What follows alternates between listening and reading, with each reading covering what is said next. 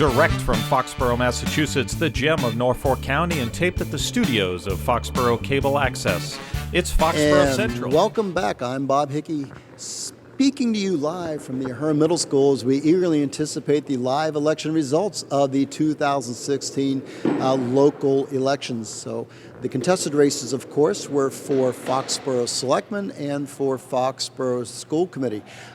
It was a pleasure having a chance to speak to the candidates before we came in here, the ones who had withstood the cold and the rain. Now, before we go any further, I did want to make mention that Martha Slattery, who's running for term on the school committee, did ask me to extend her apologies for not being able to stay and to thank her supporters for all the work they did on her behalf of the campaign. So knowing Martha as I do, she would have stayed and been here if she could, and we wish her the best of luck in the coming election results. So given that, we also didn't have an opportunity. I know it was a cold and rainy day, and I know that Mark Sullivan was feeling under the weather, and we also missed Steve Sloan. So congratulations and appreciation to all of the candidates who ran for both offices. It takes a lot of work to volunteer and to really put out that much effort. Right. So, John, thank you so much for joining me. I love this part of the day because it's really my chance to dig a little deep into politics. And for those of you who, may be new to Foxborough politics or new to us here in Foxborough Cable Access, I'm a little bit of a local political junkie, so I like sitting around talking a little turkey. So let's talk the turkey. It's going to be coming up on May 9th at our annual town meeting. Week from tonight, 7:30, Foxborough High School Auditorium, the annual town meeting. There's a total of 31 articles that the town will have the opportunity to vote on. I guessed 32, so I was off by one. You were close, yeah. I think we actually started with 35, but some were withdrawn. Mm-hmm. But yeah, we're at 31, which is, kind of a high amount. But some of them will be relatively easy. A lot of housekeeping duties. There's some housekeeping. articles. There's, I think, 5 street approvals Okay. For acceptance. So those should be relatively easy. The ones that I think will get the most attention will probably be the boro renovation, which is being proposed. So the borough renovation, that's a big money item. It really is, yeah. It can, and as we know from our past experience, we in this community tend to try to pretend that roofs are going to last forever and everything Right. that you can't see just kind of happens to stay put. But that's not always the case. So what's going on with the borough? So the boro, yes, it will be the roof. There's other repairs that need to take place. There's also an addition that's going to go on to the borough. And a portion, or at least a portion of that, supports the pre-K program, which has seen, quite a few students in it over the last year or so. I think they may have had 62 last year, Really? if I remember correctly. Yeah, so it's a new program where they try and indoctrinate children a little earlier before they get in.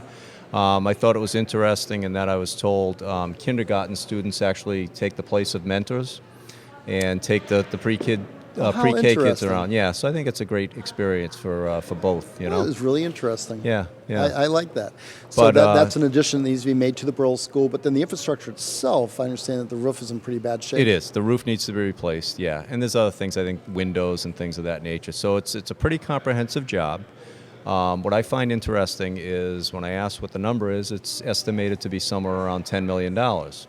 And you think about everything we went through over the town hall, which was approximately $7 million. Now, granted, the borough, there's matching funds that come, along with that, which will lessen the blow to the Foxborough taxpayers.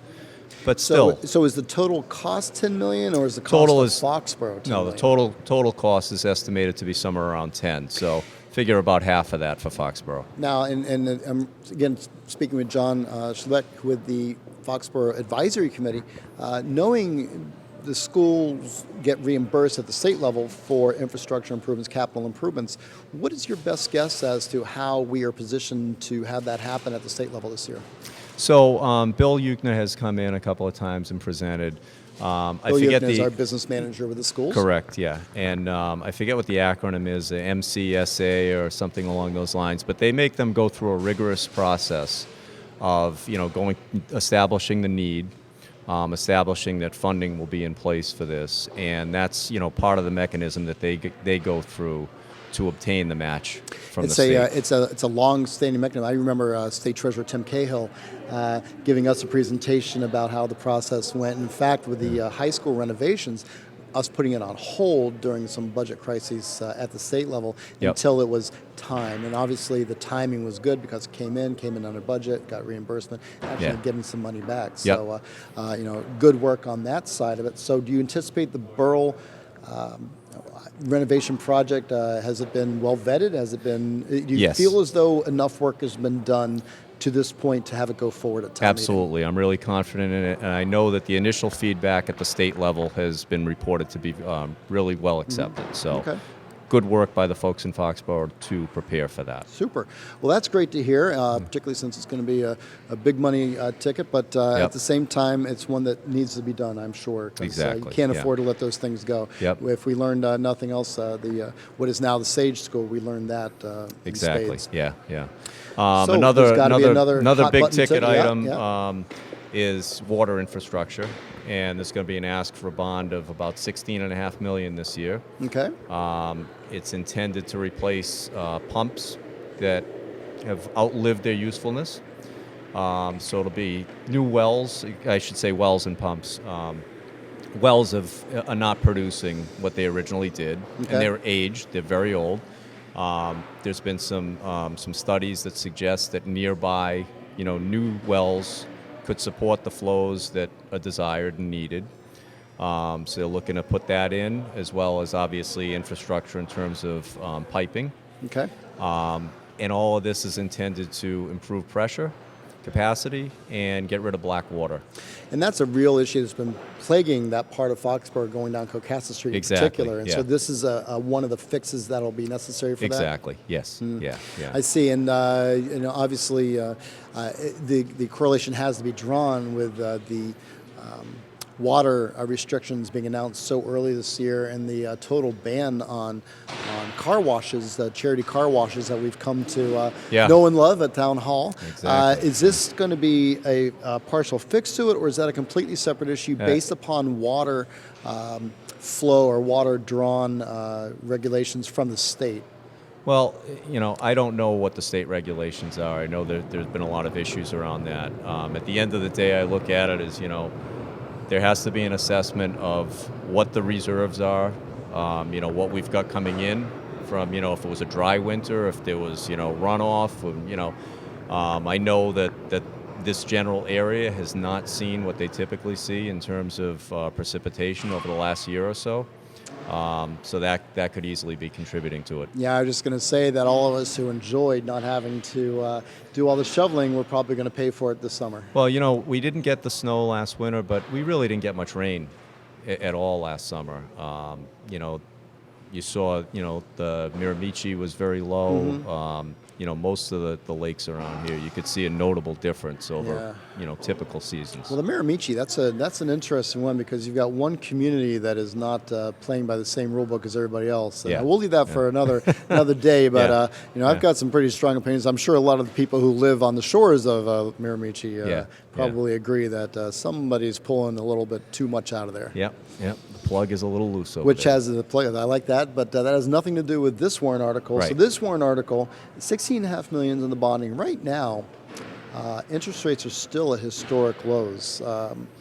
Randy Scollins, our finance director, I'm sure that he's given some input into, is the timing right now? Is the opportunity positive? Maybe not so positive. What's been the thought on that? The timing is fabulous, A, and B, the town is basically been identified as potentially receiving an upgrade in their rating. Mm-hmm. So we've had a lot of discussions with Randy, who's done a tremendous job in presenting, all of the work that's gone into this, what the ratings agencies look at, and how we seem to be really well positioned to get the highest rating possible, which is AAA. If I'm not mistaken, there's only 10 communities in Massachusetts that have that rating. Really? Yeah. So that would really be a feather in our cap. Obviously, that would help in interest rates for the town, which right now, we're the next best level. So we're still getting favorable interest rates. The environment obviously is very favorable for interest rates right now. So it's not the wrong time to be taking on major infrastructure projects. Well, and I know that even going back to my days as Selectman, Randy has always taken the long-term view on our credit rating and the importance of maintaining our credit worthiness in the eyes of Standard & Poor's and the rating agencies, Moody's, and the rating agencies. And so a lot of credit goes to him, as well as the management by current town, going back to Andy Galla, but current town manager Bill Keegan, with ensuring that we don't do things that are not viewed favorably by the ratings institutions. And to that end, taking on too much debt or doing overrides for operating budgets, keeping an eye on expenses. So a lot of work goes into it. It's not just showing up, the interest rates are kind of nice, let's refinance. Yeah, or the roof is leaking, let's try it this year. Yeah. So a lot of forward planning goes into it, which of course comes into the role that the Citizens Advisory Committee plays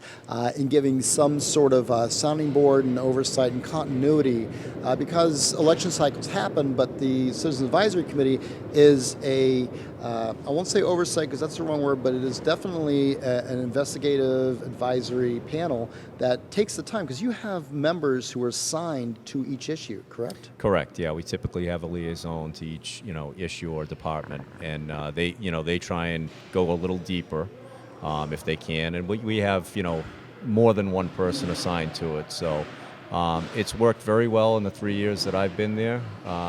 People establish relationships with department heads, and they're able to get the information they need, and it really helps in making a proper decision.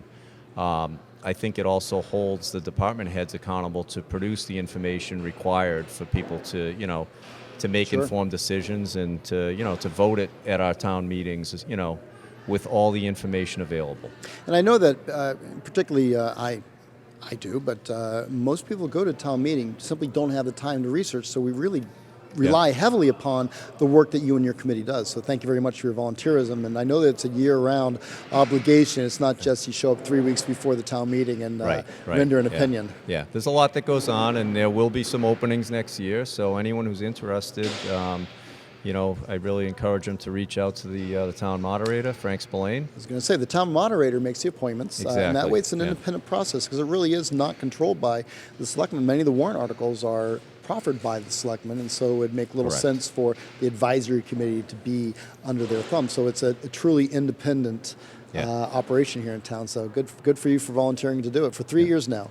And you're going to do it again? Yep. We'll see.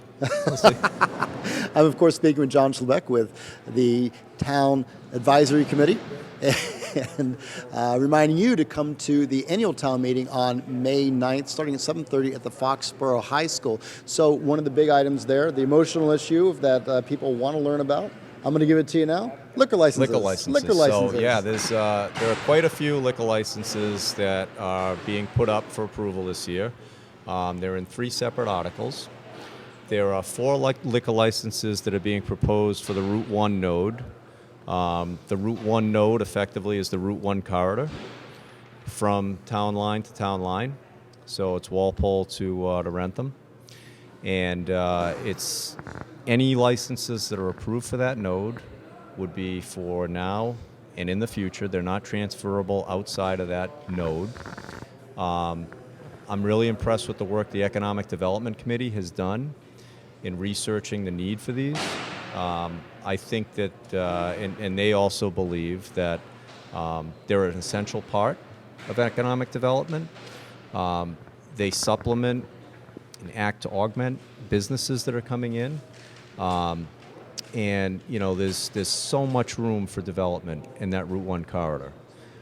This would also go hand in hand with potential zoning board changes on setbacks and things like that, to try and standardize the zoning in that area and make it easier for more development. Obviously, water is another issue in that corridor.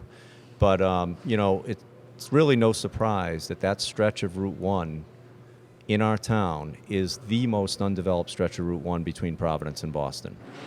It's really a prime location, and I think it's a tremendous opportunity, and I really hope we do it right. And I think that's what they're getting at here. Okay. One of the things they've done, and this applies to all the liquor licenses, is they've looked at surrounding towns and how many liquor licenses do these towns have approved and in hand.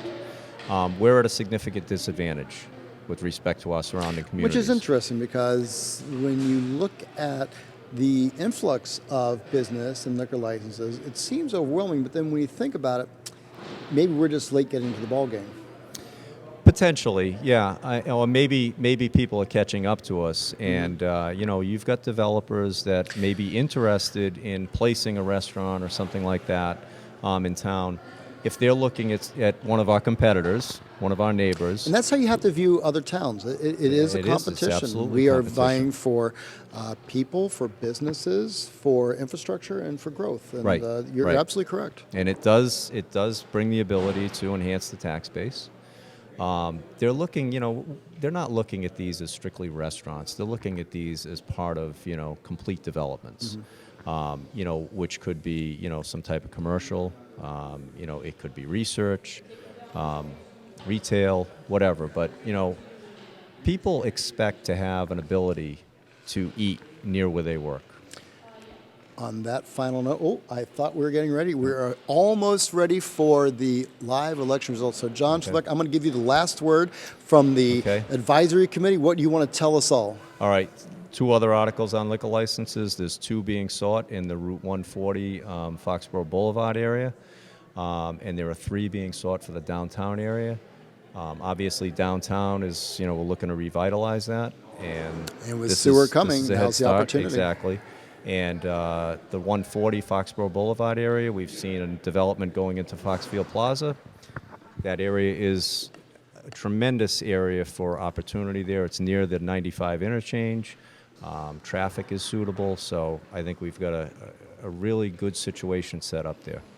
John Schleck with the Foxborough Advisory Committee. I want to thank you so much for taking the time to Thank you, join us Bob. here on My pleasure. live television. Not everybody has the power to do it, but you do. You were very brave, and I really appreciate your taking the time. I want to welcome you to come on my Foxborough Central program at any time so we can talk a little more. Talk to my agent. We are a resource. All right, then. Thank you so much.